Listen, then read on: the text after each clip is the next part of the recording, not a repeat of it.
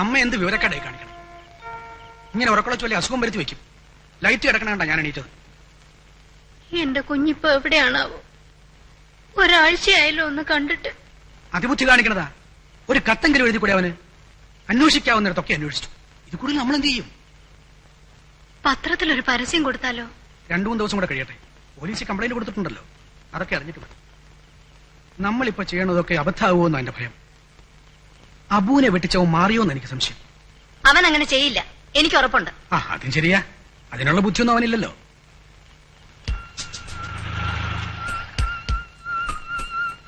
ശിവൻകുട്ടിയാണെന്ന് തോന്നുന്നു.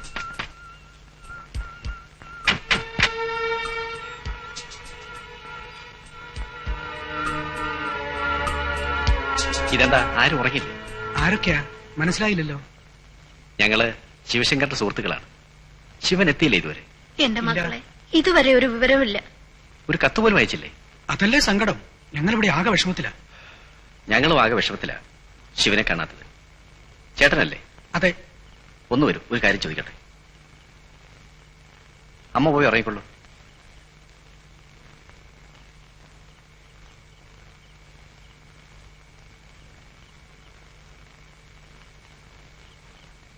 ഇനിയിപ്പോ നമ്മൾ എവിടെ അന്വേഷിക്കും ചേട്ടാ? സംഗതി ആകെ പ്രശ്നമായല്ലോ. നിങ്ങൾ അവന്റെ കൂടെ ജോലി ചെയ്യുന്നവരാണോ? ഇപ്പൊ ഞങ്ങള് ഒരേ തൊഴിലിന്റെ അപ്പുറത്തും ഇപ്പുറത്തും നിൽക്കുന്നവരാ. ഒച്ച വയ്ക്കരുത്. കഴിവതും സമാധാനം ആഗ്രഹിക്കുന്നവരാണ് ഞങ്ങൾ. നിങ്ങൾ ആരാണ്? ചോദിക്കുന്നതിന് ഉത്തരം പറഞ്ഞാൽ മതി. എന്നെ കൊല്ലരുത് എന്നാണ് ഞങ്ങളുടെയും ആഗ്രഹം. ചേട്ടാ, സത്യം പറയും, ശിവശങ്കരൻ എവിടെയുണ്ട്? എനിക്കറിയില്ല. അത് ശരിയല്ല, നിങ്ങൾക്കറിയാം.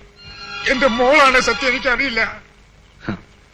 ഞങ്ങളെ വഞ്ചിച്ചുണ്ടാക്കിയ പണത്തിന്റെ പങ്കുപറ്റാൻ ഇവിടെ എത്തിയിട്ട് ഒരറിവുമില്ലാതെ നിങ്ങൾ പിന്നെയും വെയിറ്റ് ചെയ്തിരിക്കുകയാണെന്ന് ഞങ്ങൾ വിശ്വസിക്കുന്നു. ചേട്ടൻ ഇനി ഒരൊറ്റ കാര്യം ശ്രദ്ധിച്ചാൽ മതി. ചേട്ടന്റെ ജീവൻ രക്ഷിക്കുക. ശിവശങ്കരൻ ഈ ഭൂലോകത്ത് എവിടെയുണ്ടെങ്കിലും അവനെ കണ്ടെത്തും, കൊല്ലും. അനുജനെ രക്ഷിക്കാൻ നിന്ന് വെറുതെ നിങ്ങളുടെ ജീവൻ ഇല്ലാതാക്കണോ? ചേട്ടന് ഭാര്യയും കുഞ്ഞുങ്ങളും ഒക്കെ ഉള്ളതല്ലേ? ദേവി തന്നെ വിശ്വസിക്കണം. എനിക്കറിയില്ല. കൊല്ലരുത്. ജീവന് കൊതിയുണ്ട്. അറിഞ്ഞാലല്ലേ പറയാൻ പറ്റൂ. ശരി.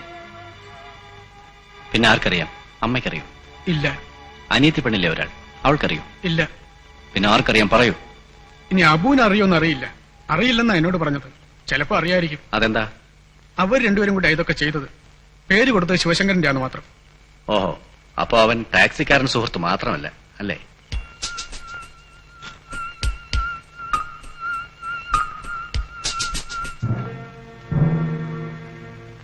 നീ കഥോടച്ചിട്ട് കിടന്നു, എന്നെ കാക്കണ്ട.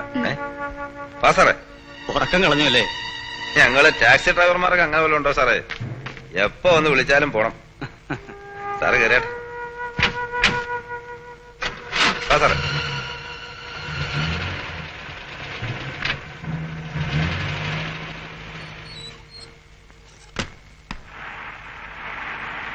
സാർ ഇവിടെ ഏത് വീട്ടിലാ വന്നേന്ന് പറഞ്ഞേ? അത് പുറത്തു പറയാൻ വിഷമമുണ്ട്. ചിന്ന വീട്ടിൽ വന്ന.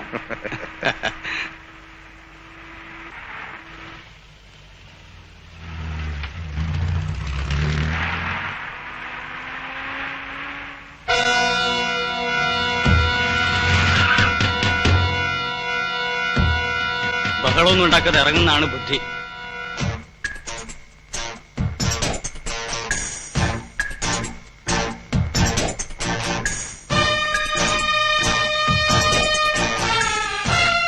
ഇറങ്ങടാ പട്ടി. നീ രക്ഷപ്പെടാൻ വിചാരിച്ചോ? ഫ്രാൻസി, വേണ്ട, ഇത് ഞാൻ കൈകാര്യം ചെയ്തു. സോറി അമ്മ. വരൂ, നമുക്ക് സംസാരിക്കാൻ. വരൂന്നേ. അബുവിനെ ഇപ്പൊ സംഗതികളുടെ കിടപ്പ് മനസ്സിലായിട്ടുണ്ടാവുമല്ലോ. അബു ശിവശങ്കരന് ഒറ്റിക്കൊടുത്തത് ഞങ്ങളെയാണ്. നിങ്ങളെ വഞ്ചിക്കണമെന്ന് മനഃപൂർവ്വം വിചാരിച്ചിട്ടല്ല. കുറച്ച് പണം കിട്ടാനൊരു മാർഗം. മനസ്സിലായി. പക്ഷേ ചെയ്തത് വലിയ ചതിയല്ലേ? വലിയ റിസ്ക് എടുത്താണ് ഞങ്ങൾ ഈ ബിസിനസ് ചെയ്യുന്നത്. വെറും വിശ്വാസത്തിന്റെ മുകളിലാണ് കോടിക്കണക്കിന് രൂപയുടെ ബിസിനസ് നടത്തുന്നത്. നിങ്ങൾക്ക് 10-20 ലക്ഷം രൂപ കിട്ടി. പക്ഷേ ഞങ്ങൾക്ക് പോയത് 1 കോടിയാണ്. മാത്രവുമല്ല, വിശ്വാസം നഷ്ടപ്പെട്ടില്ലേ? അതൊരു ചെറിയ കാര്യമല്ല. ചെയ്തത് തെറ്റായിപ്പോയെന്ന് അറിയാം സാർ. Very good. പക്ഷേ തെറ്റ് ചെയ്തിട്ട് സ്കൂൾ കുട്ടികളെ പോലെ തെറ്റ് സമ്മതിച്ചിട്ട് എന്താ കാര്യം? തെറ്റിനുള്ള ശിക്ഷ അത് അനുഭവിക്കണം, വേണ്ടേ? സാർ, ഭാര്യയും അമ്മയും പെങ്ങളും ഒക്കെ ഉള്ള ഒരാളാണ് സാർ. അവർക്ക് ഞാൻ മാത്രമേ ഉള്ളൂ. എന്നെ ഒന്നും ചെയ്യരുത്. നിങ്ങളുടെ കാര്യത്തിൽ എനിക്ക് വിഷമമുണ്ട്. ആളുകളെ കൊല്ലുന്നത് ഞങ്ങളുടെ ജോലിയേ അല്ല. ഞങ്ങൾക്കും അമ്മയും പെങ്ങളും ഭാര്യയും കുട്ടികളും ഒക്കെ ഉണ്ട്. അബുവിനൊരു തെറ്റുപറ്റി. ഇനി ഇത് ആവർത്തിക്കില്ലെന്നും ഞങ്ങൾക്കറിയാം.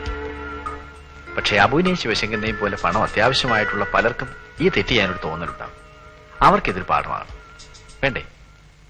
ഞങ്ങൾ മാത്രമല്ല, ഈ തൊഴിൽ ചെയ്യുന്ന എല്ലാവരും അത് ആവശ്യപ്പെടുന്നു. അതുകൊണ്ട് ശിവശങ്കരനെ ഞങ്ങൾക്ക് വേണം. അവൻ എവിടെയുണ്ട്? എനിക്കറിയില്ല സാർ. അബുവിനെ രക്ഷിക്കാനുള്ള വഴിയാണ് ഞാൻ നോക്കുന്നത്. അതുകൊണ്ട് അബു എന്നോട് സഹകരിക്കണം. ഫ്രാൻസിസ് എന്നെ പോലെയല്ല, പക്ഷെ അല്പ ചൂടനാണ്. ആ, പറയൂ. ഞാൻ പറഞ്ഞത് സത്യമാണ് സാർ. പറയടാ. നിങ്ങൾക്ക് എന്നെ കൊല്ലാം. ചെയ്ത തെറ്റിനുള്ള ശിക്ഷ ഞാൻ അനുഭവിക്കാം. ശിവൻ എവിടെ ഉണ്ടെന്ന് അറിഞ്ഞാൽ തന്നെ എന്നെ കൊന്നിട്ടേ നിങ്ങൾക്ക് അവനെ തൊടാൻ പറ്റൂ. ഇവനോടൊക്കെ സംസാരിക്കല്ലേ വേണ്ടത്, കൊല്ലണം. ഫ്രാൻസി, ശിവശങ്കരനോട് ശരിക്കും സ്നേഹമുള്ളവനാണിവൻ. ഇന്നല്ലെങ്കിൽ നാളെ അവൻ എവിടെയുണ്ടെന്ന് ഇവൻ അറിയും. ഇവനെ ഇപ്പൊ കൊല്ലണം. വരും.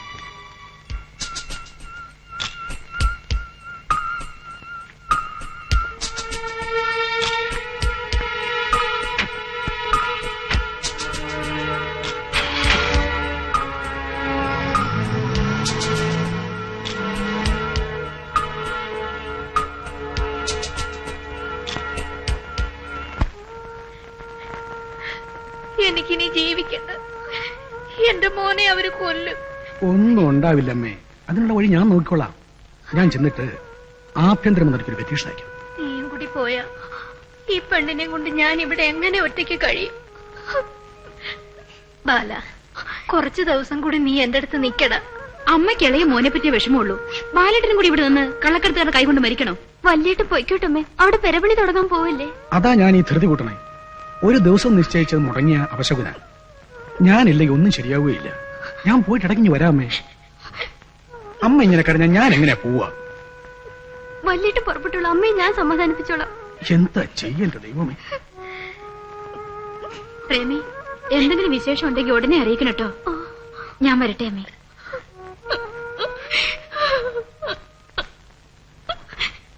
ഞാൻ പോട്ടെ അബു. ഓ, ജീവനെ കൊതിയുള്ളവരൊക്കെ വേഗം സ്ഥലം വിട്. അതെന്താ അബു അങ്ങനെ ഒരു സംസാരം? അങ്ങനെയെങ്കിൽ അങ്ങനെ, നിങ്ങൾ വാ.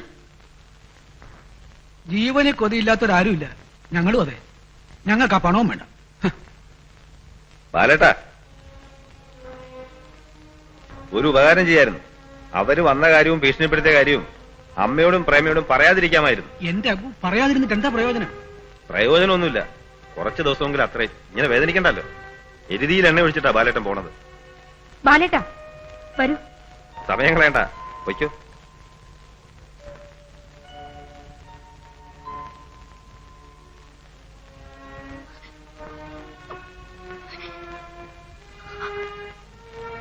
അമ്മേ, അമ്മോ, ഇത്ര വിഷമിക്ക എന്താ ഉണ്ടായേ? ആരോ വന്ന് ബാലറ്റിനെ ഭീഷണിപ്പെടുത്തി, ഇത്രയല്ലേ ഉള്ളൂ. ശിവൻ അത്ര മണ്ടനൊന്നുമല്ല.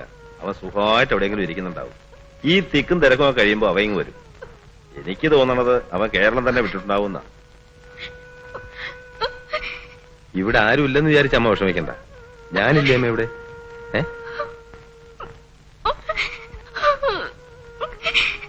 ഇനി നീ ഇവിടെ കരഞ്ഞ അമ്മയെ വിഷമിപ്പിക്കണ്ട. നല്ല വീക്ക് വെച്ചിട്ട് ഞാൻ ഇന്ന് അടുക്കള വല്ല കാര്യമുണ്ടോ നോക്കടി. എന്തേ നീങ്ങി പോന്നേ? വരൂ. ഇക്കാക്കെ കാണുമെന്നും പറഞ്ഞ് വീട്ടിൽ വന്നതാ. എന്താ കുട്ടി ഏതാ? എന്റെ പേര് തങ്കം. കല്യോര് മടത്തിൽ വാരത്തിയ. ഇത് തരാൻ പറഞ്ഞു കൂട്ടുകാരൻ ശിവശങ്കരൻ. ശിവൻകുട്ടിയോ? ആ, അബുവിന് ഞാൻ ജീവിച്ചിരിക്കുന്നു. ഉടനെ എന്നെ വന്ന് കാണണം. സ്ഥലവും മറ്റു കാര്യങ്ങളും തങ്കം പറഞ്ഞു തരും. സ്നേഹപൂർവ്വം, ശിവൻ. എന്താ മോനെ എഴുതിയിരിക്കണേ?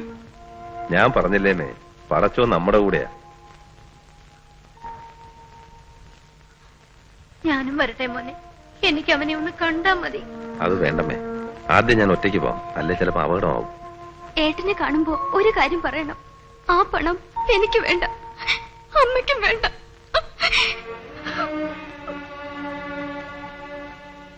ശരി അവള് പറഞ്ഞത്. എനിക്ക് അവൻ മാത്രം മതി.